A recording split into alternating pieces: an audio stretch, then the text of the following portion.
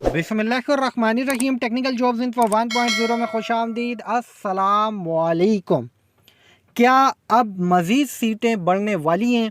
Sindh police department SPD1 11,108 कांस्टेबलान की भर्तियों पर वो तमाम उम्मीदवार जो वेटिंग लिस्टों में हैं वो तमाम नौजवान मुतवज्जा हो जाएं। आपके वाले से, वेटिंग वालों के वाले से नई खबर है। मुकम्मल मालूमात तफसील के साथ बताऊंगा। वीडियो पूरी देखेंगे तो सारी चीज़ें समझ में आएंगी। लेकिन मालूमात की तरफ बढ़ने से पहले साथ साथ आप लोगों ने कर लेना है चैनल सब्सक्राइब, साथ में दिए हुए बेल आइकन पर क्लिक करके नोटिफिकेशन को ऑन, ताकि आप लोगों तक चैनल के थ्रू पूरे पाकिस्तान की डेली की न्यूज अपडेट और आपकी SPD1 की भर्तियों के प्रोसेस के वाले से जो भी लेटेस्ट अपडेट्स और मालूमात हो वो बआसानी पहुंचती रहे। भाई वो तमाम नौजवान जिनको वेटिंग में रखा गया है, भाई आल ज़बरदस्त सिंध से उम्मीदवार हैं, इनके अंदर जो है वेटिंग लिस्टों में है। लेकिन अब मामलात ये हैं कि अब मज़ीद सीटें बढ़ने वाली हैं।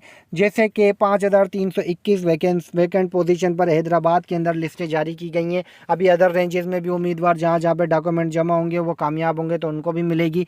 तो क्या आल सिंध के फाइनल अपॉइंटमेंट लिस्ट मुकम्मल होने के बाद कोई फ़ैसला होगा? तो भाई यहाँ पर एक चीज़ सिनेरियो ये है कि आपको बताने का मकसद ये है कि क्या मतलब कि जो पहले कैंडिडेट्स हैं जिन्होंने इनिशियल और फाइनल मेडिकल दिया हुआ है, जो फर्स्ट अटेम्प्ट में ही फाइनल लिस्टों में आ गए थे, तो क्या उनके फाइनल अपॉइंटमेंट की लिस्टें जारी होंगी? उसके बाद फिर एक सिनेरियो बनेगा कि भाई अब ये जो है वेटिंग लिस्ट के वालों को इन सीटों के ऊपर चांस दिया जाएगा। मतलब कि जिस जिस डिस्ट्रिक्ट के अंदर से उम्मीदवार क्रिमिनल रिकॉर्ड या क्राइम में इन्वॉल्व है, जिनके ऊपर FIR, जिनका CRO क्लियर नहीं है, या फिर जिनके जो है डबल एड्रेस हैं, या फिर जिनका hepatitis B, C, HIV AIDS आया है, तो वो तमाम नौजवानों की जब जाहिर सी बात है अगर वो रिजेक्ट होते हैं, उनको साइड किया जाता है, तो फिर नंबर ऑफ वैकेंसीज देखा जाएगा कि इतने उम्मीदवार रिजेक्ट हुए हैं और इतनी सीटें बच रही हैं। तो ये सबसे एक सिनेरियो में आपको बता रहा हूँ कि चांसेस देंगे। फिर एंड में जो है देखा जाएगा भाई ऑल ओवर द सिंध से इतनी सीटें बच गई हैं। जिस जिस डिस्ट्रिक्ट में सीटें बचेंगी फिर उन सीटों के ऊपर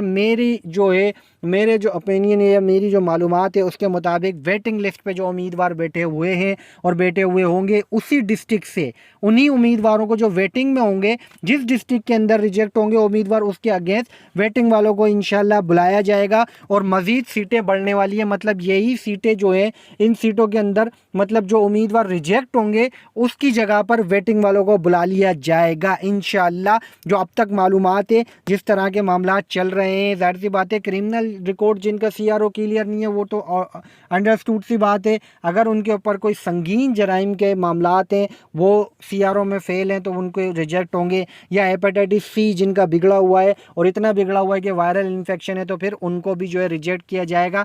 B वालों के चांसेस हैं, हेपेटाइटिस B वालों को मौका दिया जाएगा, लेकिन C वालों के चांसेस यही हैं कि उनको मुश्किल ही रखा जाए, उनको रिजेक्ट किया जाएगा अगर उनको चांस नहीं दिया जाता। इसी तरह HIV एड्स वालों को भी जो है रिजेक्ट किया जाएगा, तो उसके जगह जो है वेटिंग वालों को मौका मिलेगा इंशाल्लाह। तो वेटिंग लिस्ट वाले तैयार रहें। जिस जिस डिस्ट्रिक्ट में ये सिनेरियो बनेगा आप लोगों को इंशाल्लाह बुलाया जाएगा और उसके बाद भी मामलात होंगे। चैनल पर रखनी है नज़र।